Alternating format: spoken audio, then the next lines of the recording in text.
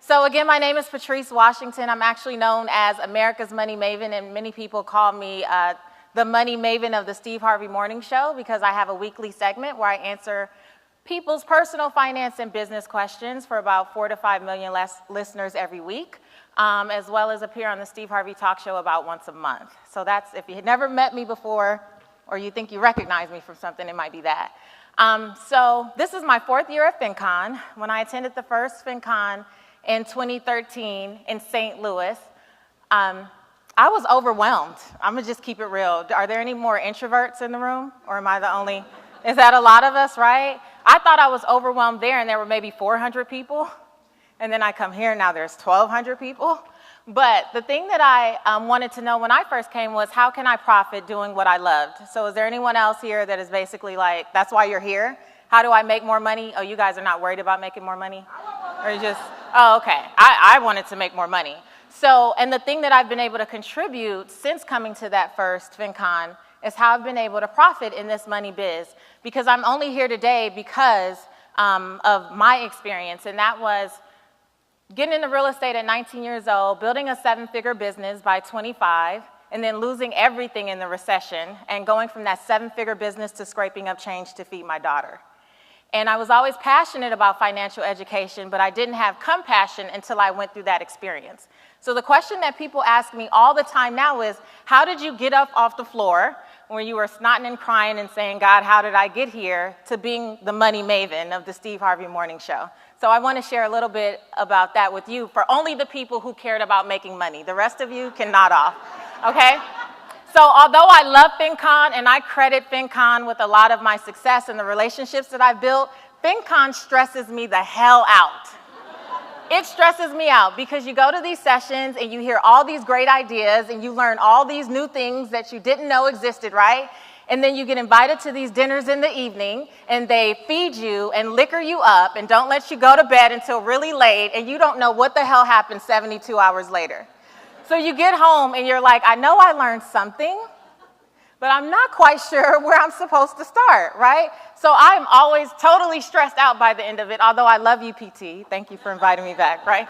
I'm always totally stressed out because I don't know where to start or what to do next, because the reality is in this space that there are 1,000,001 ways to make money in this space. Would you agree? Every time you hear someone talking, you're like, they make money doing that? People pay her for that? And my parents are still really amazed that anyone pays me to talk, because they've been trying to get me to shut up since, I don't know, the crib, probably, right? But that's a blessing and a curse, because as people who have more of an entrepreneurial spirit, right, when we hear new ideas, there's so much swirling around in our mind. And we're like, oh, maybe I can do this, or maybe I can do that. Oh, I should totally be doing this. And when you come and you see superstars like these folks up here, when you hear from my girl Tiffany, the Budgetnista, right? Give it up for Tiffany. When you hear from Tiffany and she's like, how to make $1 million by giving to your community. You're like, what the hell? Now I gotta come up with a community, right? You're like, okay, find a community, put them in a group, then do this, you know, give. Or you see folks like Jason Vitug, who was my first FinCon friend. We met on the dance floor during one of those liquored up nights at FinCon in St. Louis. And you see him doing this road to financial wellness, right? Anybody seen Jason going all over the country, right? And he's getting all these miles and he's going all over the country. And I'm like, oh my gosh, should I be driving places now? Should I be like, you know, trying to get across the country and spread some message? And then you have Stephanie. I don't know if Stephanie was here this year. I didn't see her. If she was, I missed her. But you have Stephanie, right? And she's doing the cartoon, like teaching, you know, financial responsibility with this cartoon. And now I'm like, okay, let me reach back to what I used to like as a kid. Maybe I could do origami for financial wellness. Maybe I could make some paper stuff. You know, you're struggling about what you can do. And then we have Pat, and you know, Pat does a million things, so we're just all failures after that. I don't know, whatever, right? So you have all these things and you see all these people and you see these success stories and you want to figure out how you can do that. Maybe I should be doing this or maybe I should be doing that. We've all been guilty of it, right? I'm the only honest one here and like 6 other people. But you're guilty of like, maybe that's what I should go do. I could totally do that, right? But then that leaves us with what my mom calls the shiny monkey syndrome, right? The red shiny syndrome, where every time you hear something new, you're chasing after that. You're chasing after what's the next big thing? What's the new thing? Oh my gosh, everyone has a podcast. I must go do a podcast, even though my voice is hideous and no one wants to listen, right? Or I must write a book, or I must teach online webinars, or I must do this, I must do that. And that's not necessarily true for you, right? Because when you have the shiny new object syndrome and you're trying to juggle all these things, the things that you're already good at and things that you are absolutely, by no stretch of the imagination, should you be doing at all, it throws you off. And so when you wonder, why is my brand not profiting? Why have I been doing this for years and my family is still begging me to go get a real job? The bloggers know what I'm talking about, right? My dad is still very confused about who I am and what I do, and it's okay, I've accepted that it's just not his thing. But when you're kind of in that space and you're like, why is my brand not profiting yet? I love people, I love what I do, all I wanted to do was help, but why don't they get it? And one reason might be is because you haven't convinced them. You haven't convinced them that you have actually mastered what it is you say you do. And how can you master something that you're not doing consistently, right? You know, you're confusing them. It's okay that your brand evolves over time. So every time you come to FinCon and you learn something new and you want to implement, it's okay. What's not okay is every week you show up on social media as someone different. So you can't be the money mama today, and then next Monday, money maven, and don't take that because I own it. And then the week after there, you just can't keep changing your name. You have to really work all that crazy out by yourself in your home office, right?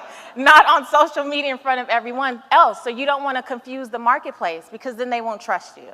And like Pat talked about yesterday, in order for them to open up their wallets or to work with you, they have to trust you first. And if you don't know who you are, how can we trust that you actually know what you're talking about, right? And the last thing is you have to be consistent. And so when you keep changing up what you're doing, you're not consistent. And one of the things that helped me, that I had to get really clear on, probably by my second FinCon, was I went into it not trying to I wanted to hear the inspirational stories, of course, because that's what moves us forward. It's always good to have hope. You know, when you see people who are doing 6 figures and 7 figures in this industry, yeah, you want to hear the stories. But I created what I call like a 6-point assessment for myself. And I had to ask myself before I got on the plane in New Orleans, Patrice, what do you really want? Like, why are you really going? Yes, you love everyone. It's a family atmosphere and there's a lot of education, but at some point, enough is enough. Like, you can only have so much information. And I asked myself, truly, what are you going to do based on your talents? Not Pat Flynn's, not Tiffany's, right? Not Jason's. What are you going to do based on your talents? What are you going to do based on your strengths? A lot of us spend so much time trying to do things that don't fit us because we want to be good at that, but instead of focusing on something that's our weakness, we should really just focus on our strengths, right? And really use that to advance us forward. What's your personality? What's your lifestyle like? There's a lot of things that I've realized I can't take on because I really value my family as a high priority, right? And anything for me, that's why I can't go on the road like Jason did and spend 3 months on the road because I have a 9-year-old daughter called, her nickname is Mini Money Maven, who means the world to me, and I can't leave for those, lengths of time. So instead of trying to model myself after what everyone else did, I just really used their stories for inspiration and hope. But I turned it around and really started to focus on what are my talents? What are my strengths? What are my gifts? What is my personality like? What is my lifestyle like? And most importantly, what are my goals? Because I also realized that my goal is no longer to have a 7-figure business. Now, I will take money all day. I'm not saying that. But my goal was not so much about I must have a 7-figure business and therefore I'll do, by any means necessary. My goal is actually impact for the people. So if I say that I started to do this because of my experience, and that's why I'm passionate about it, and my mission is to move the masses from debt management to money mastery, that means that my goals now revolve around how many people can I touch? How many lives can I touch? How many people can I be of service to? And when I flipped that, the world opened up for me. So ever since then, and some of it is cut off, but ever since then, I've had an opportunity to touch people. So when I say I want to touch 5 million people a year, and I look at the impressions I get to make now on the Steve Harvey Show, and I look at the impressions I get to make on Dr. Oz, or on Bloomberg, or on Fox News, or in Cosmo, or any of these different things, I'm still making a lot of damn money. But, I'm not gonna lie, I still make really good money, but, I mean, you wouldn't want me to lie. You know, but it wasn't about the income. So my point is, you truly profit when you get clear about who you really are, right? And the other thing that you do is have to focus on that you produce results only when you pursue what authentically fits you. You waste a lot of time trying to be the people that you see here at FinCon. And we love FinCon, and we love having the, you know, we love seeing that, and we love seeing them. But at the end of the day, you're only going to truly profit when you are doing what fits you. And that might be crazy and it might be weird, but there are crazy and weird people out there who are looking for you because you were born you were born to be their solution, right? We are all born to be the solution to someone's problem. And so in closing, I just want to remind you, I had a mentor of mine say to me one time, you know what the problem with entrepreneurs are? They want to do a million things a few times and get upset that it doesn't work and that they're not making money from it. So instead of that, you guys, what I want us to do is do one thing a million times.